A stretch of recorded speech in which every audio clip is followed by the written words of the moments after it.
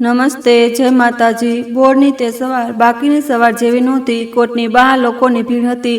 કેટલાક લોકો હાથમાં અખબાર લઈને ઊભા હતા, કેટલાક ધીમે ધીમે વાતો કરી રહ્યા હતા। કોર્ટની ઇમારત પર સૂર્યનો આછો પ્રકાશ પડી રહ્યો હતો, પરંતુ અંદરનું વાતાવરણ ખૂબ જ ગરમ હતું।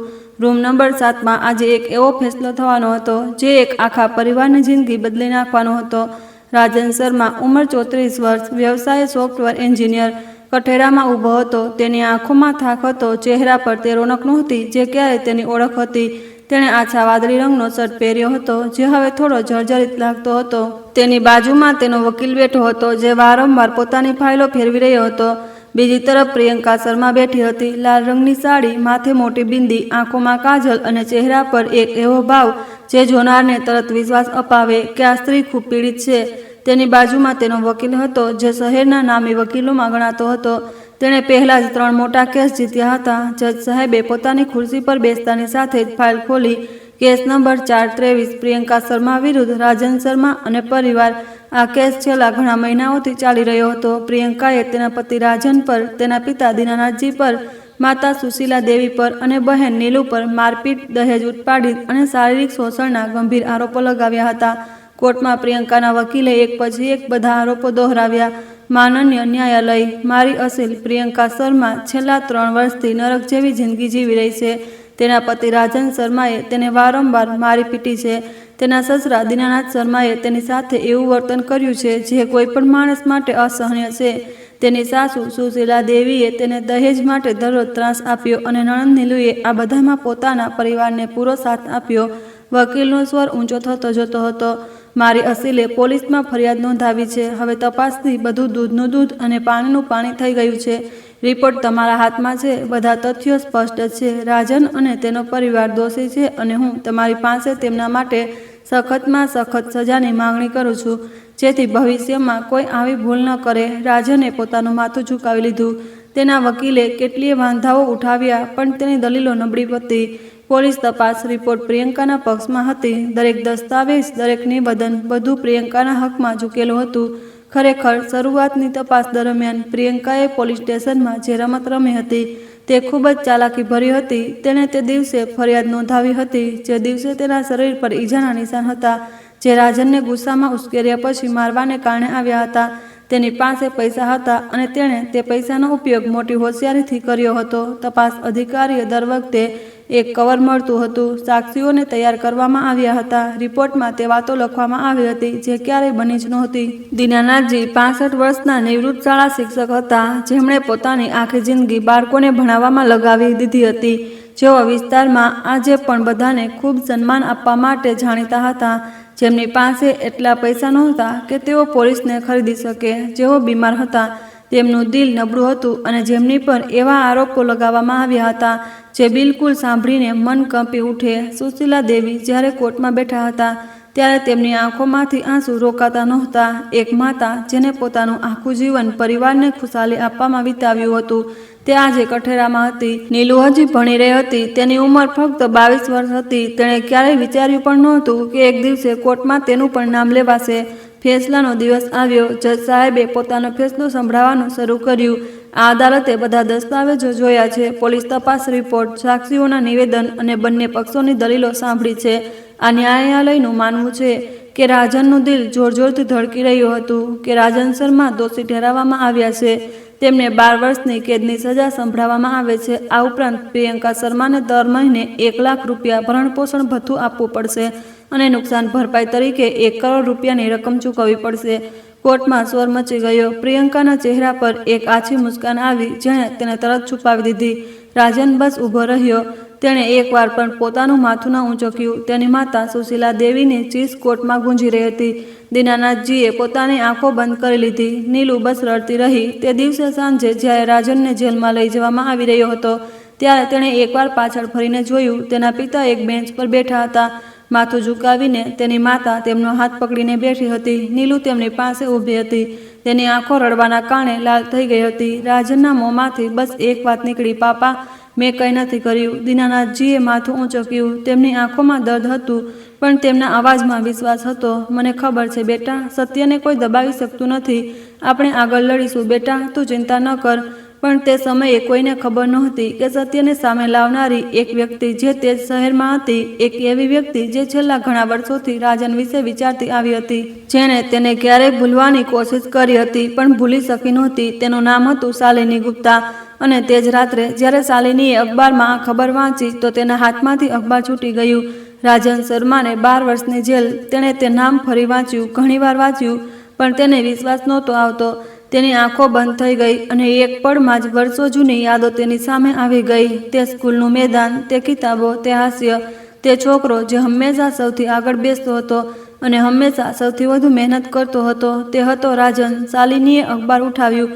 તેણે એક લાંબો શ્વાસ લીધો અને તેણે ફેસલો કર્યો કે તે આ કેસની તહ સુધી જશે. શાલિની ગુપ્તાની ઉંમર પણ હવે 32 વર્ષ હતી. બોરની એક મોટી કાનૂની ઓફિસમાં તેનું નામ મોટા આદરથી લેવાતું હતું. ગુપ્તા એન્ડ એસોસિએટની તે સૌથી તેજ અને સૌથી ભરોસાપાત્ર વકીલ હતી. તેણે છેલ્લા 10 વર્ષમાં ઘણા મુશ્કેલ કેસ જીત્યા હતા. કોર્ટમાં જ્યારે તે બોલતી હતી તો જજ પણ ધ્યાનથી સાંભળતા હતા. તેના અવાજમાં એક એવો વિશ્વાસ હતો જે સામેવાળાના હોંસલાને હલાવીને રાખી દેતો હતો. પણ તે રાત્રે શાલિની ગુપ્તા ફક્ત એક માણસ હતી. તે પોતાના ઘરની બાલ્કનીમાં બેઠી હતી. સામે એક કપ ચા હતી અને ઠંડી થઈ ચૂકી હતી. તેની નજર અખબાર પર ટકેલી હતી, પણ દિમાગ ક્યાંક બીજે હતું. ખૂબ પાછળ, ખૂબ જૂના વખતમાં જ્યારે શાલિનીએ પહેલીવાર રાજન શર્માને જોયો હતો, ત્યારે તે બંને 8મા ધોરણમાં દહેરાદૂનની મોટી નામી પ્રાઇવેટ સ્કૂલમાં. ભણતરનું વાતાવરણ ખૂબ સારું. સ્કૂલમાં દરેક બાળકની પોતાની એક ઓળખ હતી. કોઈ રમતમાં આગળ હતું, કોઈ ગાવામાં, કોઈ ચિત્રકારીમાં. રાજન શર્મા ગણિત અને સાયન્સમાં આગળ હતા. શાલિનીને યાદ હતું સ્કૂલનો તે દિવસ જ્યારે તે રાજનને ગણિતનો એક સવાલ હલ કર્યો હતો. આખી ક્લાસ માટે મુશ્કેલ હતો.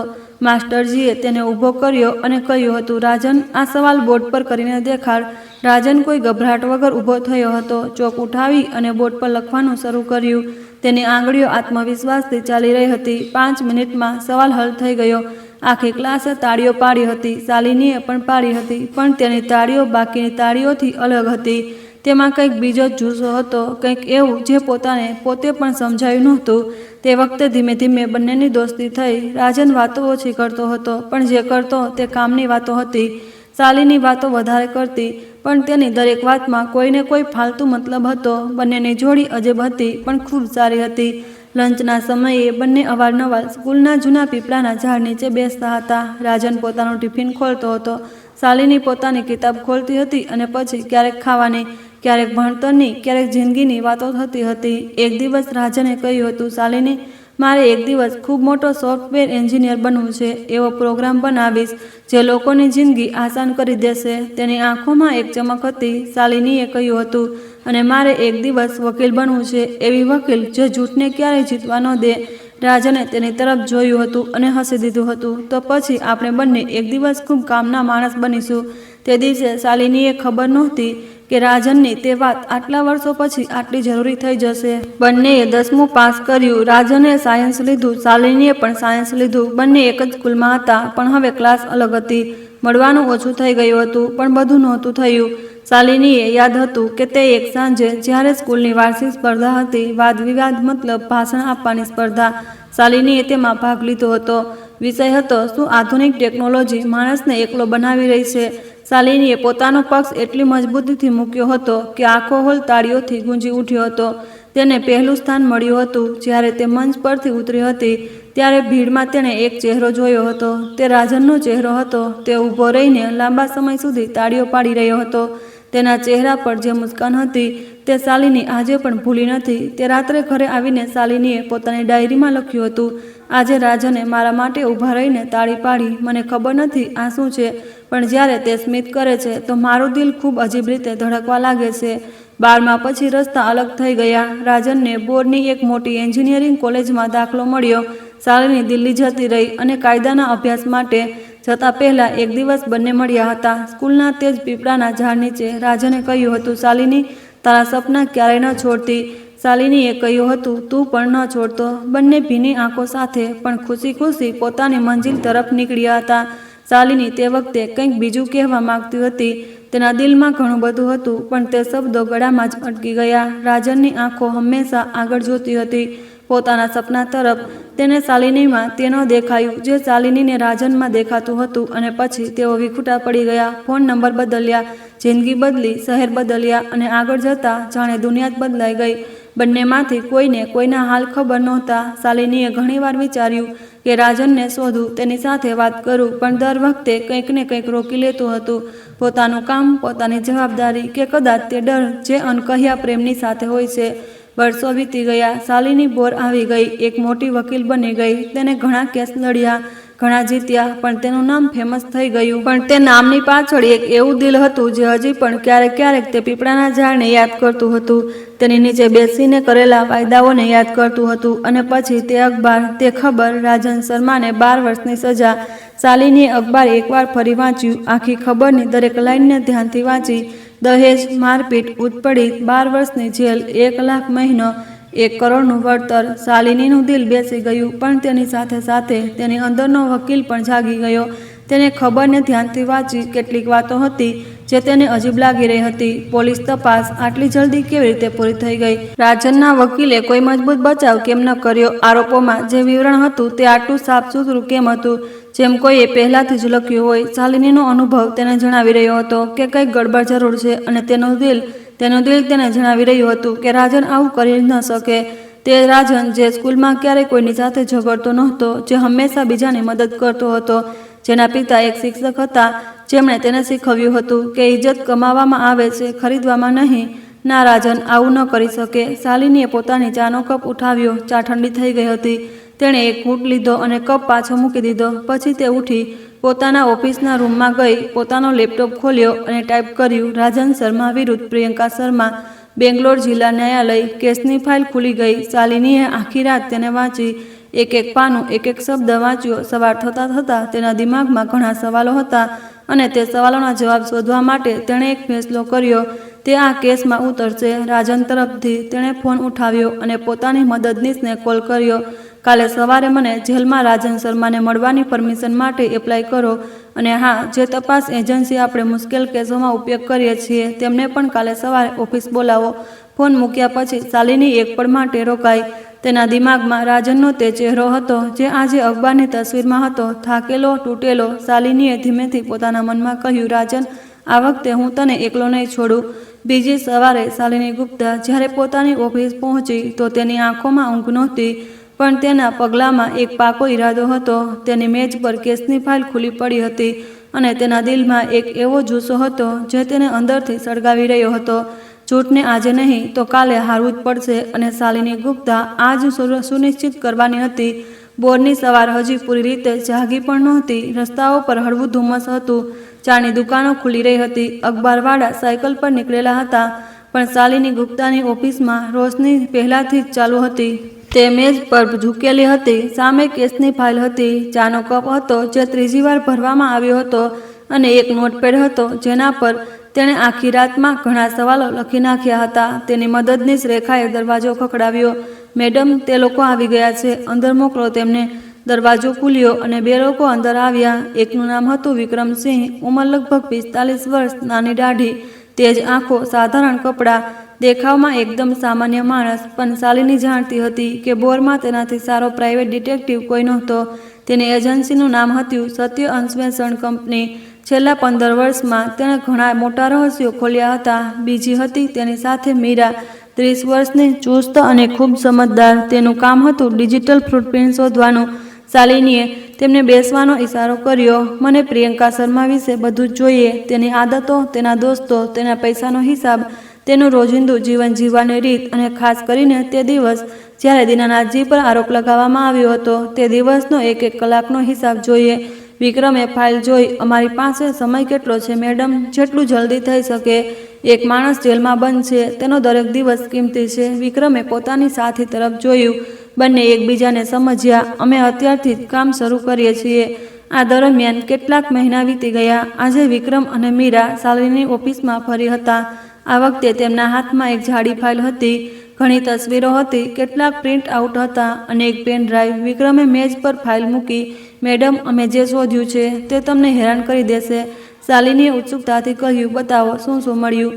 વિક્રમે શરૂ કર્યું. પહેલી વાત, પ્રિયંકા શર્માનો અસલી ચહેરો. મીરાએ પોતાનો લેપટોપ ખોલ્યો. મેડમ, અમે પ્રિયંકાના સોશિયલ મીડિયા એકાઉન્ટ જોયા, તેના ફોનમાં રેકોર્ડ જોયા જે અમને એક જગ્યાએથી મળ્યા, તેના ક્રેડિટ કાર્ડના બિલ જોયા. સ્ક્રીન પર એક લાંબી સૂચિ હતી. આ જુઓ, છેલ્લા 18 મહિનામાં પ્રિયંકાએ ઓનલાઈન ખરીદી પર કેટલો ખર્ચ કર્યો છે. શાલિનીએ જોયું. દર મહિને લાખો રૂપિયાની ખરીદી, કપડાં, ઘરેણાં, મોંઘા બૂટ, ઘરની સજાવટનો સામાન, એવી વસ્તુઓ જે એક સામાન્ય પરિવારમાં કોઈ વિચારી પણ ન શકે. રાજનનો પગાર કેટલો હતો? શાલિનીએ પૂછ્યું. રાજન એક સોફ્ટવેર એન્જિનિયર છે. તે સેલરી સારી હતી, પણ તેના પોતાના ખર્ચા, ઘર ખર્ચ ઉપરાંત પિતાની સારવારમાં વધારે પૈસા ખર્ચ થતા હતા. ઘરમાં તેની બહેન છે, તો તેના માટે પણ પૈસા બચાવવા જરૂરી હતા. વિક્રમે જવાબ આપ્યો. તો પછી આ પૈસા ક્યાંથી આવ્યા? મીરાએ એક વધુ પાનું ખોલ્યું. પ્રિયંકાના 2 ક્રેડિટ કાર્ડ હતા. એક રાજનને ખબર હતી, એક નહીં. બીજા કાર્ડ પર તેણે 12 લાખનું દેવું ચડાવી દીધું હતું. શાલિનીએ લાંબો શ્વાસ લીધો. બીજી વાત, ઘર પર પાર્ટીઓ. વિક્રમે એક કવરમાંથી કેટલીક તસવીરો કાઢી. મેડમ, રાજનના પાડોશીઓ સાથે વાત થઈ. તેમાંથી 3એ જણાવ્યું કે જ્યારે પણ રાજન શહેરની બહાર હોય, પ્રિયંકા ઘરમાં પાર્ટીઓ કરતી હતી. મોડી રાત સુધી લાઉડસ્પીકર વાગતા હતા. છોકરા છોકરીઓની અવરજવર રહેતી હતી. દારૂની બોટલો સવારે બહાર પડેલી મળતી હતી. અને દીનાનાથજી અને સુશીલા દેવીજી, આ બંને લોકો શું કરતા હતા? વિક્રમનો ચહેરો થોડો ભારે થઈ ગયો. મેડમ, એક પાડોશી છે, તેમનું નામ છે કમલા. તે જણાવે છે કે એક રાત્રે તેમણે પોતપોતાની આંખોથી જોયું. સુશીલા દેવી છત પર ઊભા હતા અને નીચે પાર્ટી થઈ રહી હતી. તેમની આંખો ભરેલી હતી. કમલાબાઈએ પૂછ્યું તો સુશીલા દેવીએ કહ્યું, બેટી, અમે પોતાના જ ઘરમાં કેદ છીએ અને વહુના ખરાબ કર્મોથી પરેશાન છીએ. શાલિનીની આંખો ભીની થઈ ગઈ અને જ્યારે તેઓ ના પાડતા હતા ત્યારે પ્રિયંકા ધમકી આપતી હતી. એકવાર દીનાનાથજીએ પાર્ટી બંધ કરવા માટે કહ્યું તો પ્રિયંકાએ તેમની સામે જ પોતાના ફોન પર કોઈ નંબર ડાયલ કર્યો અને કહ્યું, બસ એક કોલ કરવાની વાર છે અને તમે બંને જેલમાં હશો. દીનાનાથજી ચૂપ થઈ ગયા. રૂમમાં એક ભારે ખામોશી છવાઈ ગઈ હતી. અને ત્રીજી વાત અને સૌથી જરૂરી વાત હતી. મીરાએ પેનડ્રાઈવ લેપટોપમાં લગાવી. મેડમ, યાદ છે, પ્રિયંકાએ આરોપ લગાવ્યો હતો કે દીનાનાથજીએ તેની સાથે જબરદસ્તી કરવાનો પ્રયાસ કર્યો. તેણે એક તારીખ બતાવી હતી. હા, તે તારીખ હતી 7 માર્ચ. શાલિનીએ ફાઇલ ખોલી અને જોઈ. હા, આ તારીખ છે. મીરાએ સ્ક્રીન પર એક વિન્ડો ખોલી. મેડમ, 7 માર્ચના રોજ દીનાનાથજી સવારે 9 વાગ્યાથી સાંજે 6 વાગ્યા સુધી બોર્ડની સેન્ટ્રલ હોસ્પિટલમાં હતા. તેમનું દિલનું એક ખાસ પરીક્ષણ હતું જે આખો દિવસ ચાલ્યું. આ તેમનું હોસ્પિટલનું કાર્ડ છે, આ ડૉક્ટરનો રિપોર્ટ છે અને આ હોસ્પિટલનું બિલ પણ છે. શાલિનીએ કાગળ ઉઠાવ્યા. એક લાઈન વાંચી. 7 માર્ચ સવારે 9:15 વાગ્યે દાખલ, સાંજે 6:10 વાગ્યે રજા. તેણે કાગળ મેજ પર મૂક્યા. તો તે દિવસે તે ઘરે હતા જ નહીં? નહીં મેડમ, મીરાએ કહ્યું. અને બસ આટલું જ નહીં, અમે હોસ્પિટલની સીસીટીવી ફૂટેજ પણ મેળવી છે. તેમાં સ્પષ્ટ દેખાય છે કે દીનાનાથજી સવારથી સાંજ સુધી હોસ્પિટલમાં જ હતા. દર કલાકની ફૂટેજ હાજર છે. વિક્રમે આગળ ઉમેર્યું. મેડમ, અમે તે દિવસે તેમના ઘરની આસપાસ 2 દુકાનદારો સાથે પણ વાત કરી. તેમણે જણાવ્યું કે તે દિવસે સવારે એક ઓટો દીનાનાથજીને લઈને ગયો હતો અને સાંજે પાછો આવ્યો હતો. ઓટોવાળાનું નામ છે રામુ. તે આજે પણ તે જ વિસ્તારમાં ચલાવે છે. તે દીનાનાથજીના વ્યવહારને જાણતો હોવાથી સાક્ષી બનવા માટે તૈયાર છે. શાલિનીએ એક ઊંડો શ્વાસ લીધો. તેના દિમાગમાં બધું સ્પષ્ટ થતું જતું હતું. ચોથી વાત, પોલીસ રિપોર્ટનું સત્ય. વિક્રમે એક વધુ ફાઇલ કાઢી. મેડમ, આ ખૂબ નાજુક મામલો છે, એટલે નામ નહીં કહું, પણ અમને ખબર પડી છે કે તપાસ દરમિયાન પ્રિયંકાએ તપાસ અધિકારી સાથે ઘણીવાર મુલાકાત કરી. દરેક મુલાકાત પછી તપાસ અધિકારીના ખાતામાં પૈસા આવ્યા. આ સીધી રીતે સાબિત કરવું મુશ્કેલ હશે, પણ એક જાણકાર સાક્ષી છે જેણે આ બધું જોયું. કોણ? પોલીસ સ્ટેશનની પાસે એક ચાવાળો છે. તેણે જણાવ્યું કે પ્રિયંકા ઘણીવાર તપાસ અધિકારીને પોલીસ સ્ટેશનની પાછળ મળી. દર વખતે તેના હાથમાં એક થેલો હતો જે તે અધિકારીને આપતી હતી. શાલિનીએ આ બધું નોટ કર્યું. ઠીક છે, આ સાક્ષીને તૈયાર રાખો. જ્યારે વિક્રમ અને મીરા જતા રહ્યા તો શાલિની એકલી બેસી રહી. સામે મેજ પર પુરાવાનો ઢગલો હતો.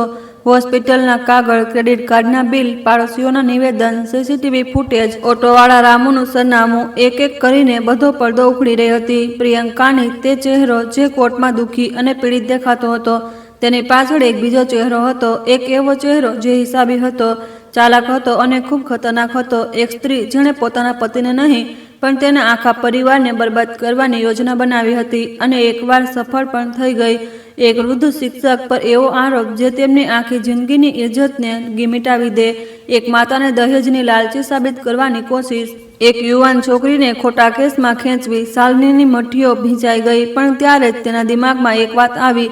આ બધું જાણવું પૂરતું નહોતું. રાજનને પોતે આ બધું જણાવવું પડશે, તેને મળવું પડશે. તેનું પોતાનું નિવેદન જરૂરી હતું, કારણ કે કોર્ટમાં ફક્ત પુરાવા નથી ચાલતા, સચ્ચાઈ પણ ચાલે છે. અને સચ્ચાઈ ત્યારે જ સામે આવે જ્યારે માણસ પોતે પોતાની જુબાનીથી બોલે છે. શાલિનીએ ફોન ઉઠાવ્યો. રેખા, કાલે મારે જેલ જવું છે. પરમિશનનો ઇંતજામ થઈ ગયું છે શું? હા મેડમ, કાલે સવારે 10 વાગ્યાનો સમય મળ્યો છે. ઠીક છે. ફોન મૂક્યા પછી શાલિનીએ બારીમાંથી બહાર જોયું. બહાર શહેરની રોશની હતી. લાખો ઘર હતા, લાખો જિંદગીઓ હતી. કેટલીક જિંદગીઓમાં આવા જૂઠ પાડી રહ્યા હતા. કેટલાક લોકો બેગુનાહ હોવા છતાં બેડીઓમાં હશે. શાલિનીએ ધીમેથી કહ્યું, રાજન, કાલે હું આવી રહી છું અને હું તને જણાવીશ કે સત્ય કેટલું તાકાતવર હોય છે. તે રાત્રે શાલિનીને ઊંઘ ન આવી. તે સૂતી રહી, જાગતી રહી. ક્યારેક કેસના સવાલો દિમાગમાં આવતા, ક્યારેક રાજનનો ચહેરો. તે રાજન જેને તેને છેલ્લી વાર વર્ષો પહેલા તે પીપળાના ઝાડ નીચે જોયો હતો, હસતો, આંખોમાં સપના લઈને. અને હવે એક બંધ કોટડીમાં. શાલિનીએ આંખો બંધ કરી. હવે તેને કાલની રાહ હતી. બોર કેન્દ્રીય કારાગાર. સવારના 10 વાગ્યા હતા. શાલિની ગુપ્તા કારાગારના મુખ્ય દરવાજાની બહાર ઊભી હતી. તેણે સફેદ રંગનો સૂટ પહેર્યો હતો. હાથમાં કાળી ફાઇલ હતી. ચહેરા પર તેજ ભાવ હતો જે એક અનુભવી વકીલનો હોય છે. શાંત પણ અંદરથી તૈયાર.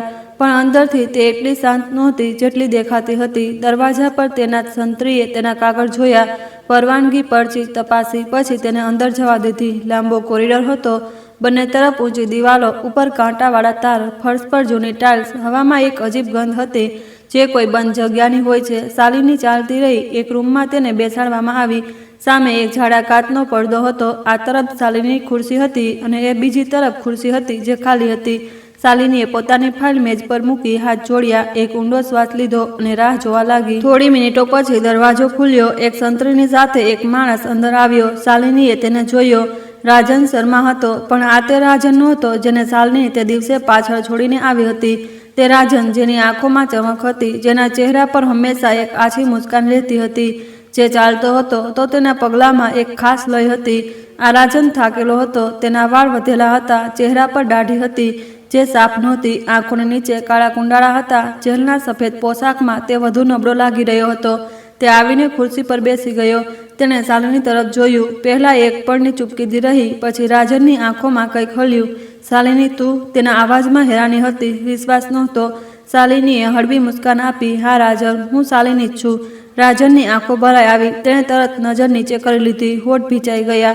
તે રડવા માંગતો નહોતો. થોડી વારની ખામોશી રહી. પછી રાજને કહ્યું, તું અહીં કેમ આવી છે? તારા માટે આવી છું. મારા માટે? રાજને કડવા હાસ્ય સાથે હસ્યો. શાલિની, મને 12 વર્ષની સજા થઈ છે. 1 કરોડનું વળતર છે. મારા પિતા બીમાર છે. મારી માતા એકલા બધું સંભાળી રહી છે. નીલુનું ભણતર અટકી ગયું છે. મારી પાસે શું બચ્યું છે જેના માટે તું આવી છે? શાલિનીએ તેની આંખોમાં જોયું. સત્ય જાણવા માંગીશ. રાજને એક પળ માટે તેની તરફ જોયું. કેવું સત્ય? તેણે દોહરાવ્યું. હા રાજન, મેં મારી તપાસ એજન્સી દ્વારા પૂરી તપાસ કરાવી છે. મને ઘણું બધું જાણવા મળ્યું છે, પણ મને તારું સત્ય જોઈએ છે, તારી પોતાની જુબાનથી. રાજનને નજર ફેરવી લીધી. મારું સત્ય સાંભળવાથી શું થશે? અદાલતે ફેસલો કરી દીધો છે. ફેસલો બદલી શકાય છે રાજન, જો નવા પુરાવા સામે આવે, જો યોગ્ય રીતે કેસ લડવામાં આવે. શાલિનીએ રોકાઈને કહ્યું, હું તારા વકીલ બનવા માંગુ છું. રાજને તેને જોયો. તું પણ કેમ? આપણા બંને વચ્ચે તો બસ શું દોસ્તી હતી, અને દોસ્ત એકબીજાને અંધારામાં નથી છોડતા. શાલિનીના અવાજમાં દ્રઢતા હતી. રાજને લાંબો શ્વાસ લીધો. રૂમમાં ખામોશી રહી. પછી તેણે કહ્યું, ઠીક છે, બતાવ, શું જાણવું છે તને? બધું, જે પણ થયું શરૂઆતથી. રાજને વાત શરૂ કરી, ધીમે ધીમે, જેમ કોઈ જૂનો દરવાજો ખુલી રહ્યો હોય જે ઘણા દિવસોથી બંધ હતો.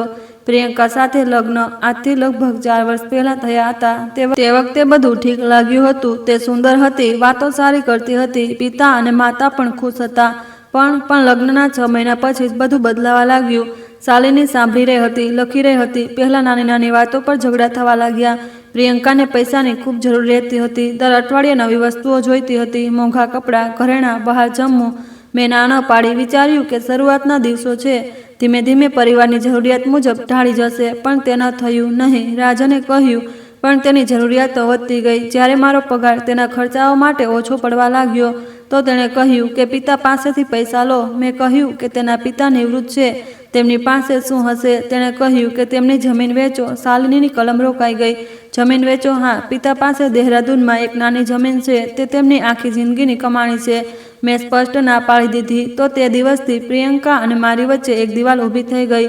રાજન રોકાયો. તેણે એક પળ માટે આંખો બંધ કરી અને પિતા અને માતા સાથે. રાજનનો ચહેરો બદલાઈ ગયો. શાલિની, હું બેંગ્લોરમાં કામ કરતો હતો. અઠવાડિયામાં 5 દિવસ ઓફિસ જતો હતો. ક્યારેક ક્યારેક બહાર પણ જવું પડતું હતું. તે દિવસોમાં ઘરમાં પિતા, માતા, નીલુ અને પ્રિયંકા રહેતા હતા. મને પછીથી ખબર પડી કે તે દિવસોમાં શું થતું હતું. જ્યારે હું ઓફિસ જતો રહેતો હતો તો પ્રિયંકા પૂરી રીતે બદલાઈ જતી હતી. પિતા અને માતા સાથે તેનું વર્તન એવું થતું હતું જાણે તેમના ઘરમાં નહીં પણ તે જ તેમના ઘરમાં છે. શાલિનીએ પૂછ્યું, એટલે જમવાનું સમયસર નહોતું મળતું તેમને. પિતાને દવા લેવાની હોય તો પ્રિયંકા તેમને દવા છુપાવી દેતી અને કહેતી કે ભૂલી ગઈ. માતા જો કંઈ કહેતી તો તેમને ઊંચા અવાજે જવાબ મળતો હતો. પણ તને ખબર કેમ ન પડી? રાજને થોડું રોકાઈને કહ્યું, કારણ કે પિતા અને માતાએ મને ક્યારેય ન જણાવ્યું. તેઓ નહોતા ઈચ્છતા કે મારા લગ્ન તૂટે. તેઓ વિચારતા હતા કે સમયની સાથે બધું ઠીક થઈ જશે. એકવાર માતાએ હળવેકથી કહ્યું હતું કે બેટા, તે થોડી અલગ છે. મેં તે વખતે સમજ્યો નહીં. શાલિનીની આંખો ભરાઈ આવી પણ તેણે પોતાને સંભાળી. પછી શું થયું રાજનનો અવાજ થોડો ધ્રુજ્યો. તે દિવસ આજે પણ મારી આંખો સામે છે. કયો દિવસ? જે દિવસે બધું બદલાઈ ગયું. રાજને એક લાંબો શ્વાસ લીધો. મારી ઓફિસમાં એક મોટો પ્રોજેક્ટ ચાલી રહ્યો હતો જેના સિલસિલામાં હું શહેરની બહાર ગયો હતો. પણ તે દિવસે પ્રોજેક્ટ જલ્દી ખતમ થઈ ગયો અને ઓફિસમાંથી રજા પણ મળી ગઈ.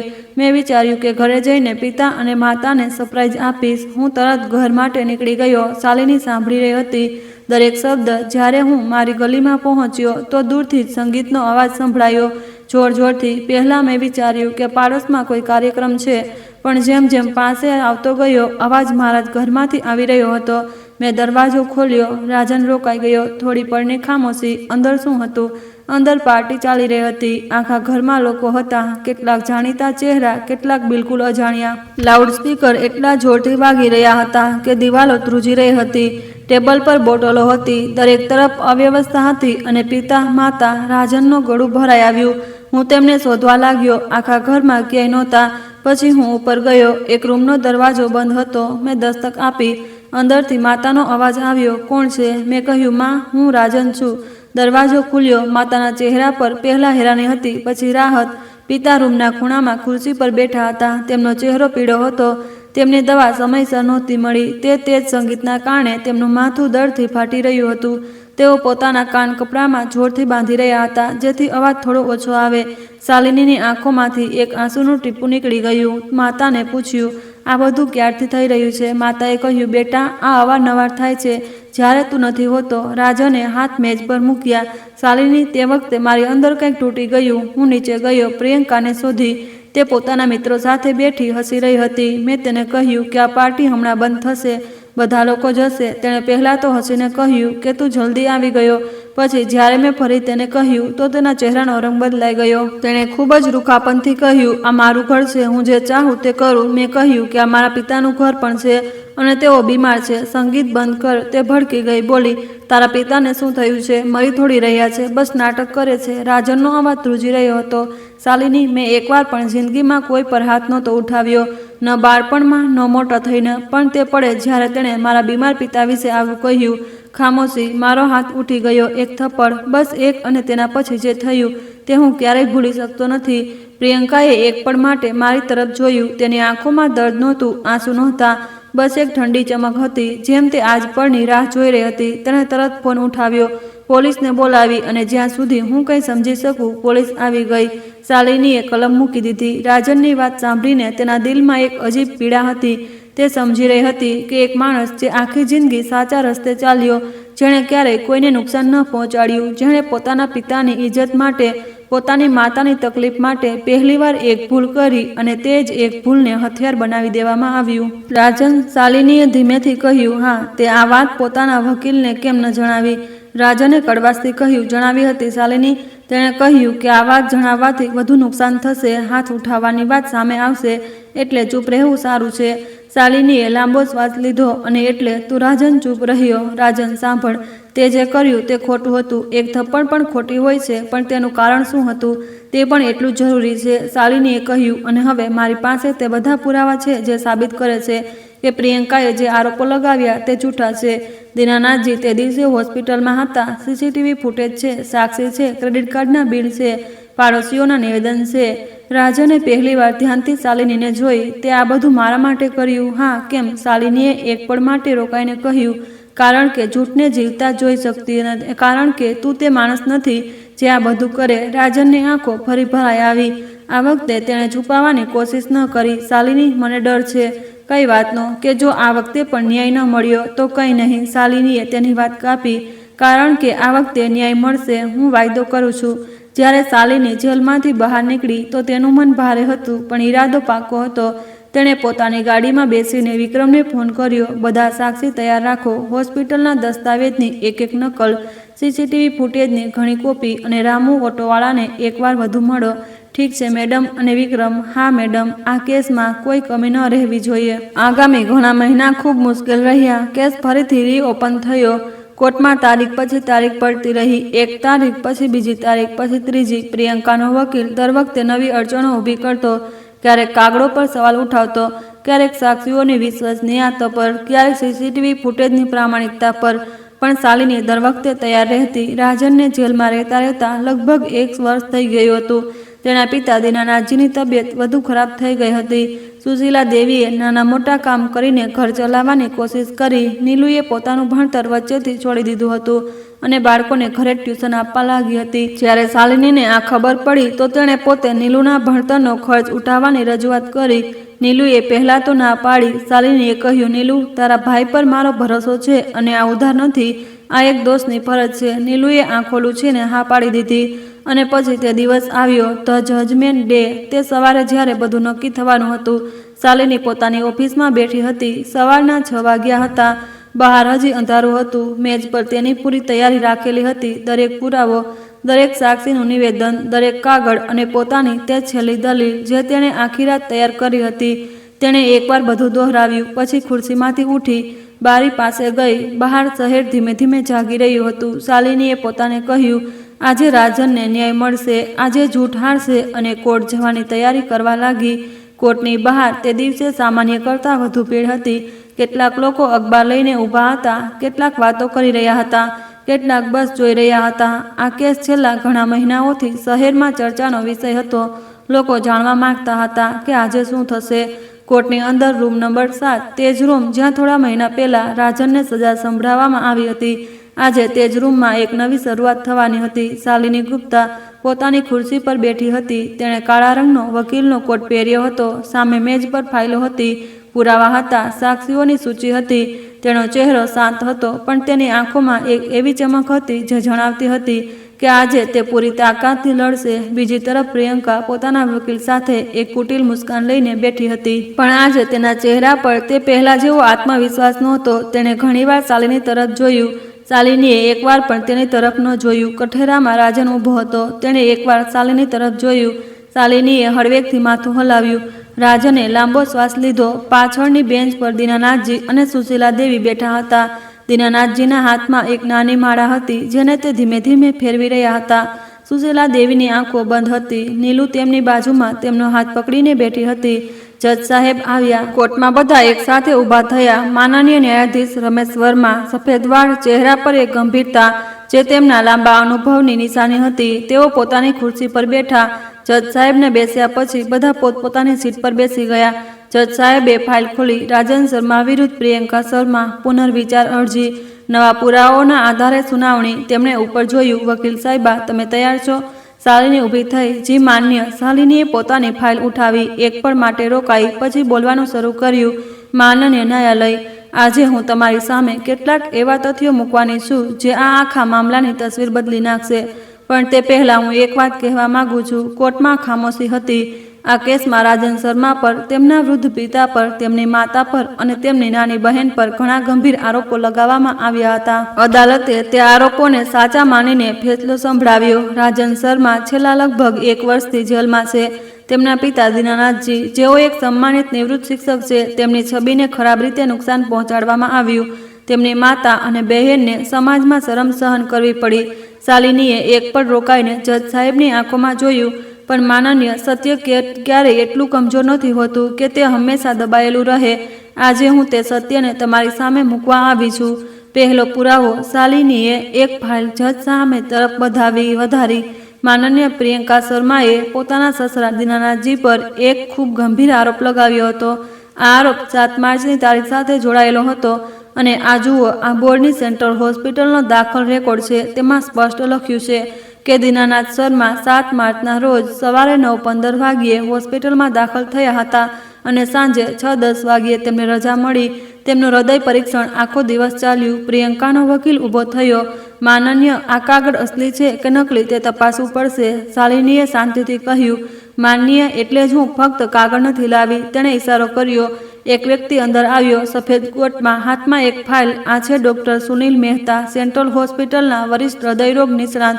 7 માર્ચના રોજ દીનાનાથજીનું પરીક્ષણ એમણે જ કર્યું હતું. ડોક્ટર મહેતાએ જજ સાહેબ સામે પોતાનું નિવેદન આપ્યું. હા માનનીય, હું પુષ્ટિ કરું છું કે 7 માર્ચના રોજ દીનાનાથજી આખો દિવસ અમારી હોસ્પિટલમાં હતા, સવારથી સાંજ સુધી. આ તેમની ફાઇલ છે. શાલિનીએ આગળ કહ્યું. માનનીય, ફક્ત આટલું જ નહીં. તેણે લેપટોપ ખોલ્યું. મોટી સ્ક્રીન પર ફૂટેજ ચાલી. આ સેન્ટ્રલ હોસ્પિટલની સીસીટીવી ફૂટેજ છે. 7 માર્ચની સવારના 9:12 વાગ્યા. તમે જોઈ શકો છો કે દીનાનાથજી તે એક ઓટોમાંથી ઉતરી રહ્યા છે અને હોસ્પિટલમાં દાખલ થઈ રહ્યા છે. ફૂટેજ સ્પષ્ટ હતી અને આ સાંજે 6 વાગ્યાની ફૂટેજ છે. દીનાનાથજી હોસ્પિટલમાંથી બહાર આવી રહ્યા છે. કોર્ટમાં ખળભળાટ થયો. જજ સાહેબે ધ્યાનથી જોયું. પ્રિયંકાના વકીલે કંઈ કહેવાની કોશિશ કરી પણ શાલિનીએ તેને મોકો ન મળ્યો. માનનીય, એક વધુ સાક્ષી. રામુ ઓટોવાળો આવ્યો. સાધારણ કપડાં, થોડો ગભરાયેલો પણ આંખોમાં સત્ય હતું. માનનીય, હું તે દિવસે દીનાનાથજીને સવારે હોસ્પિટલ લઈ ગયો હતો અને સાંજે પાછો આવ્યો હતો. દીનાનાથજી ખૂબ સારા વ્યક્તિ છે. હું તેમને દર વખતે હોસ્પિટલમાં જ લઈ જાઉં છું. પહેલાં તો તે આખું ભાડું આપી દેતા હતા, પણ જ્યારે તેમને ખબર પડી કે મારી દીકરીના લગ્ન છે, તેના વગર માગીએ પણ 500 રૂપિયા આપ્યા અને ક્યારેય પાછા ન માગ્યા. એટલે તમને ક્યારે હોસ્પિટલ જવાનું હોય છે તે તારીખ હું મારી ડાયરીમાં લખી રાખું છું અને તેમને બોલાવ્યા વગર પણ સવારે હું તેમને હોસ્પિટલ લઈને જાઉં છું. તેણે ડાયરી જજ સાહેબને આપી. 7 માર્ચની તારીખ સામે લખ્યું હતું. દીનાનાથજી ઘરથી હોસ્પિટલ સવારે 9 વાગ્યે, વાપસી સાંજે 6:15 વાગ્યે. બીજો પુરાવો. શાલિનીએ એક વધુ ફાઇલ કાઢી. માનનીય, પ્રિયંકા શર્માએ દહેજ માટે ત્રાસ આપવાનો આરોપ લગાવ્યો. આ જુઓ, આ પ્રિયંકાના 2 ક્રેડિટ કાર્ડના બિલ છે. છેલ્લા 18 મહિનામાં તેમણે ઓનલાઈન ખરીદી પર કુલ 13 લાખ રૂપિયાથી વધુનો ખર્ચ કર્યો છે. કપડાં, ઘરેણાં, મોંઘો સામાન. એક પરિવાર જે દહેજ માટે ત્રાસ આપે છે તે શું આટલી ખરીદી કરવા દેશે? આ ઉપરાંત પ્રિયંકાના બીજા ક્રેડિટ કાર્ડ પર 12 લાખનું દેવું છે, જે રાજન શર્માને ખબર પણ નહોતી. પ્રિયંકા પોતાની ખુરશી પર હલચલ કરી. તેના વકીલે કહ્યું. માનનીય, આ ખર્ચ કેવી રીતે થયા તે અલગ મામલો છે. શાલિનીએ કહ્યું. માન્ય, આ ખર્ચ એટલે જરૂરી છે કારણ કે આ સાબિત કરે છે કે દહેજની માંગણીનો આરોપ જૂઠો છે. એક એવી મહિલા જેને દર મહિને લાખોની ખરીદી કરવા દેવામાં આવતી હોય, તેને દહેજ માટે કેમ ત્રાસ આપવામાં આવશે? ત્રીજો પુરાવો. માન્ય, હવે હું તમારી સામે 3 સાક્ષી રજૂ કરવા માંગુ છું. પહેલા આવ્યા રાજનના પાડોશી શંકરલાલ. માનનીય, હું બાજુમાં ઘરમાં રહું છું. મેં ઘણીવાર જોયું છે કે જ્યારે રાજન બહાર હોય ત્યારે ઘરમાં રાત્રે પાર્ટીઓ થતી હતી. જોરથી સંગીત વાગતા હતા, ઘણા લોકો આવતા હતા અને એકવાર મેં પોતે સાંભળ્યું કે પ્રિયંકાએ દીનાનાથજીને કહ્યું હતું કે ચૂપ રહો, નહીં તો જેલ મોકલી દઈશ. પછી આવી કમલા.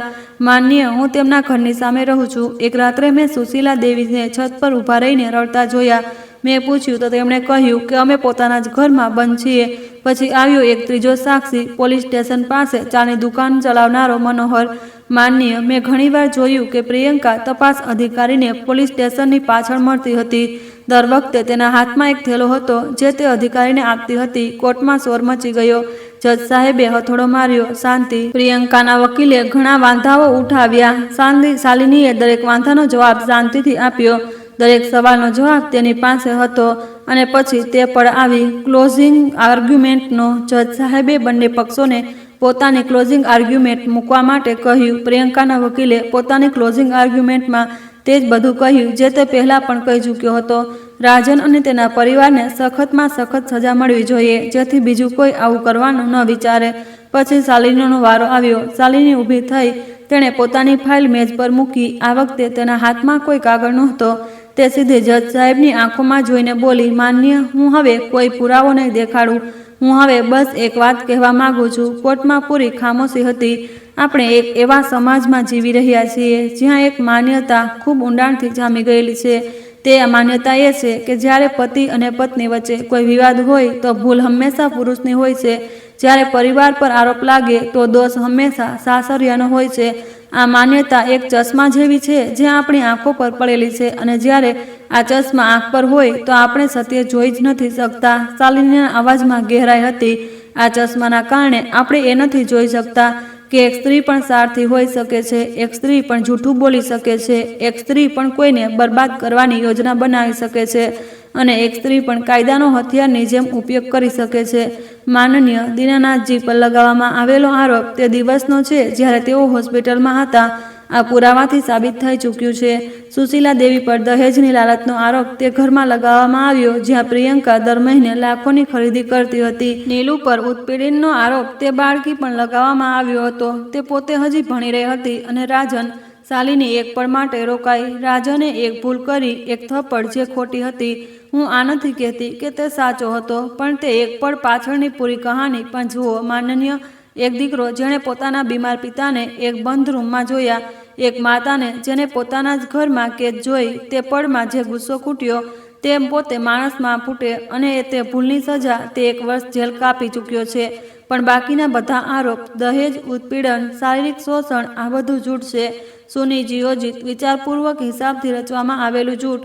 શાલિનીએ એક ઊંડો શ્વાસ લીધો. માનનીય, મારી વિનંતી છે કે આજે આ ચશ્મા ઉતારીને ફેસલો કરો, પુરાવાઓની રોશનીમાં ફેસલો કરો, અને એક એવા પરિવારને ન્યાય આપો જે છેલ્લા 1 વર્ષથી તૂટી રહ્યો છે. That's all my lord. Shalini બેસી ગઈ. કોર્ટમાં એક પળ માટે એવી ખામોશી હતી જાણે બધું થંભી ગયું હોય. જજ સાહેબે પોતાની ફાઇલ જોઈ, પછી ઉપર જોયું. આ અદાલત 1 કલાકનો વિરામ લે છે. હથોડો પડ્યો. તે 1 કલાક સૌથી લાંબો કલાક હતો. શાલિની બહાર વરંડામાં બેઠી હતી. તેની આંખો બંધ હતી. દીનાનાથજી તેની પાસે આવ્યા. બેટી. શાલિનીએ આંખો ખોલી. દીનાનાથજીની આંખો ભરાઈ ગયેલી હતી. તે જે કર્યું છે આજે, તે હું જિંદગીભર નહીં ભૂલું. શાલિનીએ તેમના હાથ પકડી લીધા. અંકલજી, સત્યનો સાથ આપવો મારું કામ છે. તમે જિંદગીભર બાળકોને આ શીખવ્યું હશે. આજે હું તે જ કરી રહી છું. દીનાનાથજીની આંખોમાંથી આંસુ વહી ગયા. 1 કલાક પછી કોર્ટમાં બધા ઊભા થયા. જજ સાહેબ પોતાની ખુરશી પર આવ્યા. બધાએ શ્વાસ રોકી લીધો. જજ સાહેબે પોતાની ફાઇલ ખોલી. આ ન્યાયાલયે બધા નવા પુરાવાઓ જોયા છે, સાક્ષીઓના નિવેદન સાંભળ્યા છે, સીસીટીવી ફૂટેજ જોઈ છે, હોસ્પિટલના દસ્તાવેજ જોયા છે. તેમણે રોકાઈને પોતાના ચશ્મા ઠીક કર્યા. આ અદાલતનું માનવું છે કે દીનાનાથ શર્મા પર લગાવવામાં આવેલા આરોપ પૂરી રીતે નિરાધાર છે. પુરાવા સાફ સાફ દેખાડે છે કે તેઓ તે દિવસે હોસ્પિટલમાં હતા, એટલે તેમના પર લગાવેલા બધા આરોપો આ અદાલત દ્વારા રદ કરવામાં આવે છે. સુશીલા દેવીની એક હળવી સિસકારી આવી. સુશીલા દેવી અને નીલુ શર્મા પર લગાવવામાં આવેલા આરોપોને પણ આ અદાલત રદ કરે છે. તેની વિરુદ્ધ કોઈ નક્કર પુરાવો નથી. જજ સાહેબે રાજન તરફ જોયું. રાજન શર્માએ સ્વીકાર કર્યું છે કે તેમણે એકવાર પ્રિયંકા પર હાથ ઉઠાવ્યો હતો. આ ખોટું હતું. આ અદાલત તેને નજરઅંદાજ નથી કરી શકતી, પણ આ સત્ય પણ છે કે તેમણે તેના માટે લગભગ 1 વર્ષનો કારાવાસ ભોગવ્યો છે. એટલે આ અદાલતનો ફેસલો છે કે રાજન શર્માની બાકીની સજા માફ કરવામાં આવે છે. તેઓ આજથી મુક્ત છે. પાછળની બેન્ચ પર નીલુએ માતાને કસીને પકડી લીધી. આ ઉપરાંત પ્રિયંકા શર્મા દ્વારા લગાવવામાં આવેલા આરોપ જૂઠા આરોપોના કારણે રાજન શર્મા અને તેમના પરિવારને જે માનસિક અને આર્થિક નુકસાન થયું છે, તેના માટે પ્રિયંકા શર્માએ રાજન શર્માને 5 લાખ રૂપિયાનું વળતર આપવું પડશે. સાથે જ કાયદાને ગેરમાર્ગે દોરવા, અદાલતનો કિંમતી સમય બરબાદ કરવા અને એક બેગુનાહ પરિવારને ખોટા કેસમાં ફસાવવામાં આરોપના પ્રિયંકા શર્માને 4 વર્ષની સજા સંભળાવવામાં આવે છે. પ્રિયંકાના પગ નીચેથી જમીન ખસી ગઈ અને આ પહેલાના ફેસલામાં જે 1 કરોડ અને માનસિક ભરણ-પોષણનું ભથ્થું નક્કી કરવામાં આવ્યું હતું, તે પણ પૂરી રીતે રદ કરવામાં આવે છે. જજ સાહેબે રોકાઈને કોર્ટમાં બેઠેલા બધા લોકો તરફ જોયું. આ અદાલતનો સમાજને આ સંદેશ છે: કાયદો બધા માટે બરાબર છે. કાયદો કોઈના માટે હથિયાર નથી. જે કોઈ પણ કાયદાનો ઉપયોગ કોઈ બેગુનાહને ફસાવવા માટે કરે છે, તે પોતે કાયદાની નજરમાં અપરાધી છે. હથોડો પડ્યો અને તેની સાથે જ 1 વર્ષનો બોજ પણ પડી ગયો. કોર્ટની બહાર રાજન બહાર આવ્યો. 1 વર્ષ પછી આમ ખુલ્લી હવામાં શ્વાસ લેવો તેને હળવો કરી રહ્યો હતો. ચહેરાની રંગત પાછી આવી રહી હતી. તેણે આંખો બંધ કરી. સૂર્યનો પ્રકાશ ચહેરા પર પડ્યો. પછી તેણે આંખો ખોલી. સામે તેના પિતા ઊભા હતા. બંને વચ્ચે એક પળની ખામોશી રહી. પછી રાજન આગળ વધ્યો અને તેને પોતાના પિતાને ગળે લગાવી લીધા. દીનાનાથજીએ પોતાના દીકરાની પીઠ થાબડી. કંઈ ન બોલ્યા. કંઈ કહેવાની જરૂર નહોતી. સુશીલા દેવી બંને પાસે આવી. નીલુ પણ. ચારેય એકબીજાને ભેટી પડ્યા. થોડી દૂર ઊભેલી શાલિની આ બધું જોઈ રહી હતી. તેની આંખો ભરાઈ આવી હતી, પણ તેના હોઠો પર મુસ્કાન હતી. થોડીવાર પછી રાજન શાલિની પાસે આવ્યો. તેણે તેની આંખોમાં જોયું. શાલિની, હા, તે જે કર્યું તેનો અવાજ રોકાઈ ગયો. રાજન, આ મારું કામ હતું નહીં. રાજને કહ્યું, આ તારું કામ નહોતું. આ તે દિલથી કર્યું અને હું જાણવા માંગુ છું કે કેમ. શાલિનીએ તેની તરફ જોયું. પળભરની ખામોશી રહી. પછી શાલિનીએ કહ્યું, રાજન, શું તને તે પીપળાનું ઝાડ યાદ છે? રાજને હળવેકથી સ્મિત કર્યું, યાદ છે. ત્યાં એકવાર હું કંઈક કહેવા માંગતી હતી પણ કહી ન શકી. રાજન ચૂપ રહ્યો. આજે કહું છું. શાલિનીએ એક ઊંડો શ્વાસ લીધો. રાજન, હું તને ખૂબ પહેલાંથી, સ્કૂલના દિવસોથી, તે પીપળાના ઝાડ પહેલાંથી પ્રેમ કરતી આવી છું. તું સપનાની દુનિયામાં એટલો ખોવાયેલો રહ્યો કે મારી તરફ ક્યારેય જોયું નહીં. મેં પણ ક્યારેય કહ્યું નહીં. પણ આજે જો ન કહ્યું તો કદાચ ફરી ક્યારેય નહીં કહી શકું. રાજનની આંખોમાં એક અજીબ નમી આવી ગઈ. તેણે ધીમેથી કહ્યું, શાલિની, મને ખબર નહોતી, સાચેમાં નહોતી ખબર. જાણું છું, પણ આજે. રાજને કહ્યું, આજે હું જાણું છું. અને આજે હું આ પણ જાણું છું કે જિંદગીમાં જે માણસ સૌથી મુશ્કેલ સમયમાં સાથે ઊભો હોય, જે કોઈ પણ મતલબ વગર તારા માટે લડે, જે તારા પર વિશ્વાસ રાખે, જ્યારે આખી દુનિયાને વિશ્વાસ છોડી દીધો હોય, તે માણસ કોઈ સાધારણ માણસ નથી હોતો. રાજને ધીમેથી શાલિનીનો હાથ પકડ્યો. શું તું મને એક મોકો આપીશ, એક નવી શરૂઆતનો? શાલિનીની આંખોમાંથી આંસુ વહ્યા, પણ તેના હોઠો પર મુસ્કાન હતી. હું આ દિવસની રાહ જોઈ રહી હતી. થોડા મહિના પછી એક નાના મંદિરમાં બસ પરિવાર અને કેટલાક નજીકના લોકો સાથે રાજન અને શાલિનીના લગ્ન થયા. દીનાનાથજીએ રાજનના માથા પર હાથ મૂક્યો. બેટા, આ વખતે સાચા માણસની સાથે ઊભો છે. રાજને શાલિની તરફ જોયું. હા પાપા, આ વખતે બિલકુલ સાચી. સુશીલા દેવીએ શાલિનીને ગળે લગાવી. બેટી, તે જે અમારા માટે કર્યું તે અમે ક્યારેય નહીં ભૂલીએ. શાલિનીએ કહ્યું, માં, આ પરિવાર હવે મારો પણ છે. નીલુ બાજુમાં ઊભી હતી.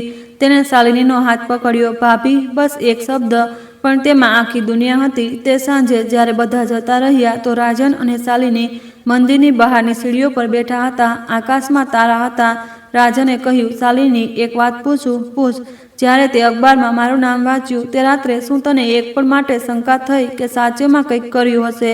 શાલિનીએ રાજન તરફ જોયું. નહીં. કેમ નહીં? કારણ કે હું તને જાણતી હતી રાજન, તારું દિલ જાણતી હતી. જે માણસ ગણિતનો સવાલ હલ કરીને આખી ક્લાસને સમજાવતો હતો, જે માણસ બીજા વિશે વિચારતો હતો, જે પોતાની પિતાની ઇજ્જત માટે જીવી રહ્યો હતો, તે આવું ન કરી શકે. રાજને આકાશ તરફ જોયું. કાશ મેં પહેલાં જોયું હોત.